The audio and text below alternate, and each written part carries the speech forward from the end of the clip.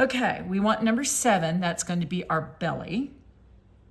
We want the 2 greens, and we want that teal. And last but not least, and for the darker gray, which is number 2. So, and I'm going to do number 2 right off the bat so I can test this and see what it looks like. Number 2 would be what you would use. Yes, this is perfect. So his little beak, and I'm going to go just right up to where it meets that little eyepiece, okay? Be careful again, try to get inside the stitching. Then his little eye, put a little bit there. Now put that away because we will be using this for the tips of the wings and the tail feathers, okay? So the very first thing you want to do, and again, I'm going to stress this about the fabric medium, this will make the Hummer look so much better if you will do this. Just in his little belly area, and I'm showing you where to go, so please just kind of follow along. Okay, I'm stopping right there, kind of where it slightly bends, and I'm stopping. I'm just trying to go from this point and kind of make this little area and get that wet with the fabric medium. Do not do any of this. All I want right now is this little area, and I want to come down here and do it here too.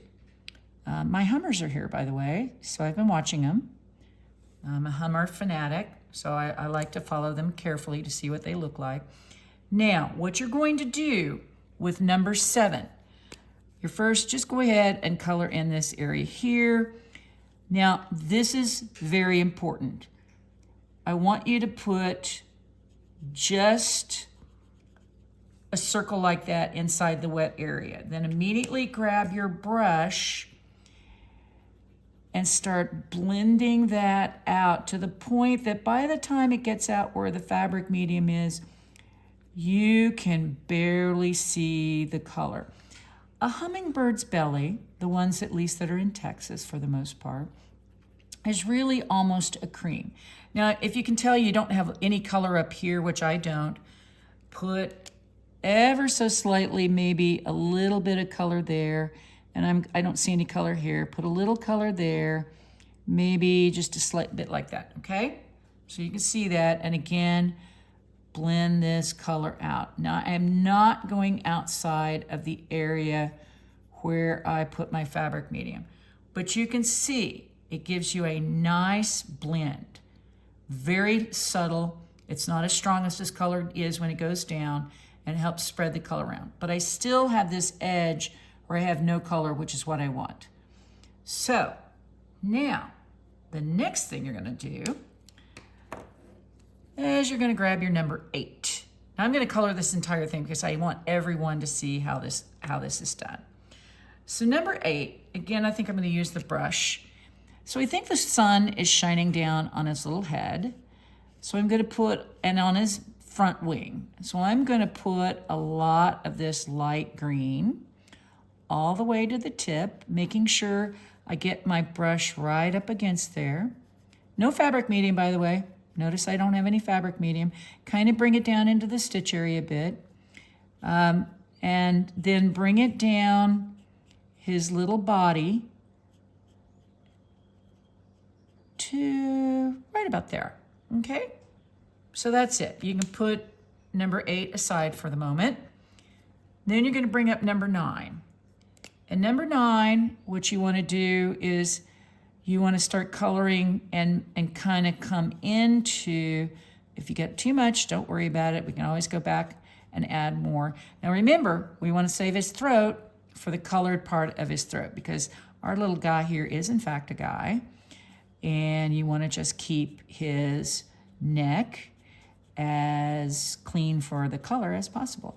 Now I'm bringing the medium green kind of down into the tail feathers. Okay, you see that. And notice, make sure you get it. I'm coming down about halfway down the tail feathers, okay?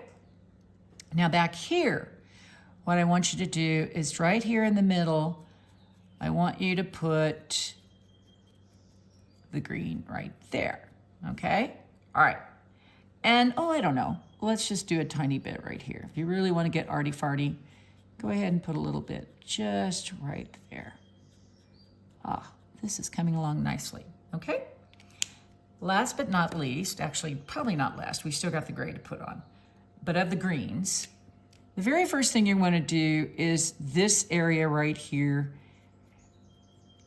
color that in and meet the previous green that you had just put down. Okay? Ah, that looks outstanding, y'all. That really does look good. You may even want to put it right here along the neck, kind of maybe a little bit more in the body. Just kind of gives a little bit more shading. I like to put it right here under his little eyepiece. Now, some people like the lighter green. This is your choice, but I like the darker green, okay? Now, down here, we're gonna put just ever so slightly bit of the darker green into the tail feathers to where the tips of the tail feathers are the only thing that is there. Now, one of the things I want you to notice, yes, it does form kind of a band. So what you want to do on each one of the tail feathers is bring on this side of the center, bring the color up slightly more on the right-hand side, and then over here, bring the color up slightly more on the right-hand side. Just doesn't, again, make it look too cartoonish. All right, last but not least for the hummer before we do the neck is gray. Now, everybody kind of says, oh, I don't like gray. Great, if you don't like gray, take this darker green and carry it all the way to the tips. Nobody is going to care. But what I like to do to stay close to where they look is I like to take this gray and just right at the tips, fill in just the tips. And if you don't get it all the way, that's okay. We can come back in with the green and fill in some more. But just the tips of his little, and make sure again, get that brush right into the stitch line right at the very, very end. And then likewise here. Okay. And this is just really very easy. You don't have to work very hard at it, but it is definitely a process you want to follow. If you want your hummer, maybe just a slight tiny bit right there. Oh, that looks good, good, good. Then last but not least, do the tail feathers in the same way. Again, bring that right side up on the right-hand side of the feathers, and then the same thing. The center, you can just kind of fill it in right there. Okay, and then again, longer on the left-hand side, shorter on the right. Kind of follow the stitch line on the left-hand side, and there you go. So that's how you color the hummingbird with acrylic markers. I think that looks great. And you've managed to keep the two colors here distinct. That's good. Now, I'll be frank with you. Some people are going to look at this and they're going to say, oh, I don't think it should be so light. Great. Do yourself a favor. If you don't like how light this is, dip your brush in the fabric medium, put it over the light area. Please leave his head. It really does look so much better when his head has got a little bit of light. But if you don't like it on the wing like that, come in here, put the fabric medium down, then you're going to grab number, I believe, yes, it's number 9. Put just a tiny bit, I'm just kind of slapping it down, and then take this, and you see how nice that looks? Now you've taken some of the starkness out. You can even do it here. See where I've left some white? You can come in, put a little bit of fabric medium down, right? And then just come back in with a little bit more of that green and blend it into the charcoal. Oh, that looks good. That looks real good. In fact, you know what I'm even going to do down here? Let's get real clever. Let's put a little bit where the darker green and the mid green meet, okay? And then, again, slap some color down there. Don't need a lot. and blend the two together. Really what this is doing, it's picking up any of the white and it's then getting rid of the harsh line that you have there. That's wonderful. I'm ecstatic. It makes me very, very happy to see this. Now, let's go ahead and do the throat. What I like to tell people with the ruby is actually not just red. I've seen him bright orange. I've seen it fuchsia pink.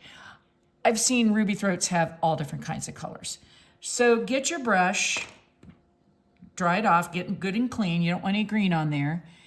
And just like we've done earlier, put a little bit of fabric medium down, okay? Get just his throat area.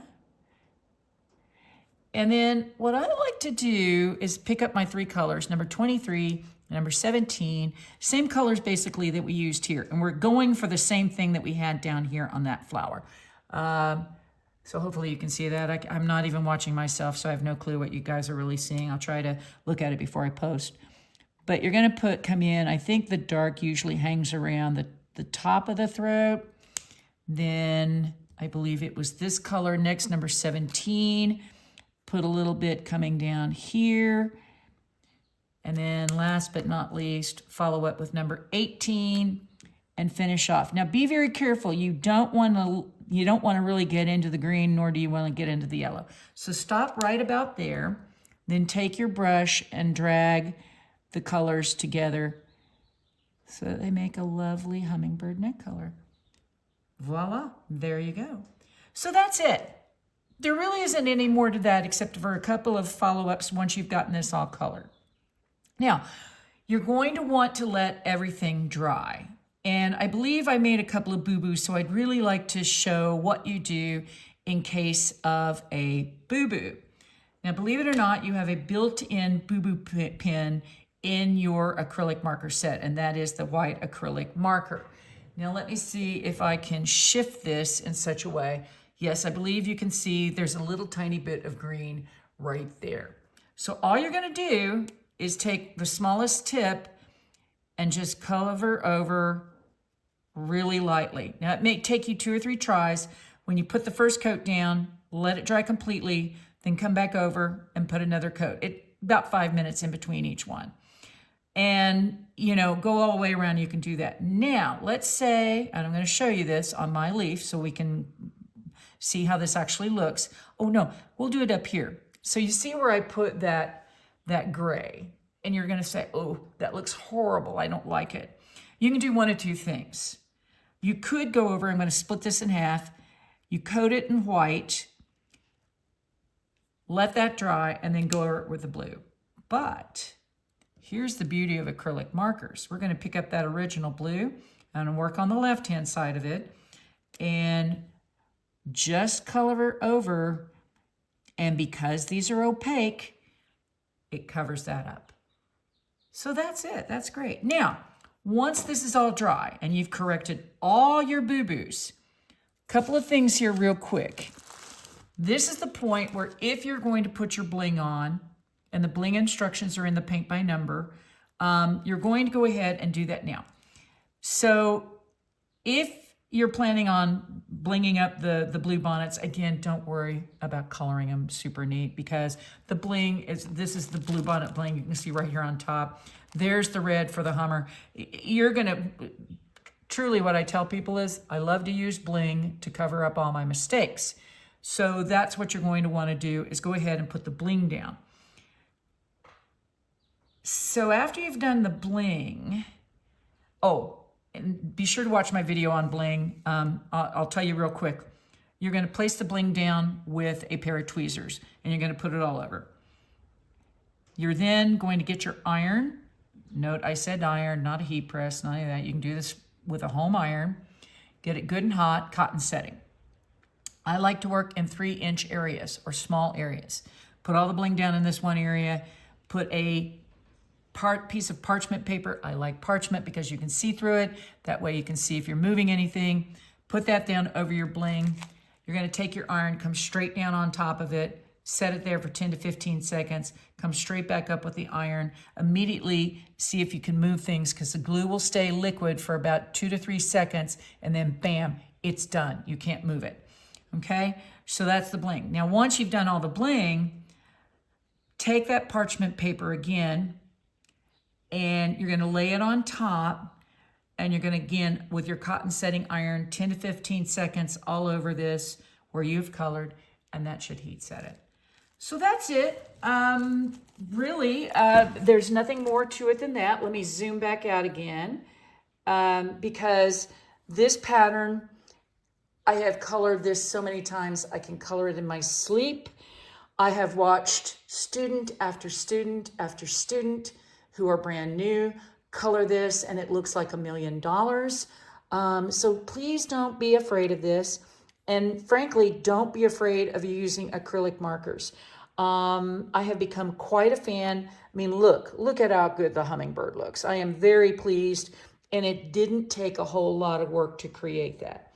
So as always, thank you so much for watching. If you have any comments, please leave them below, or you can text or email me. And hope everyone has a great day coloring. Thanks again so much for watching.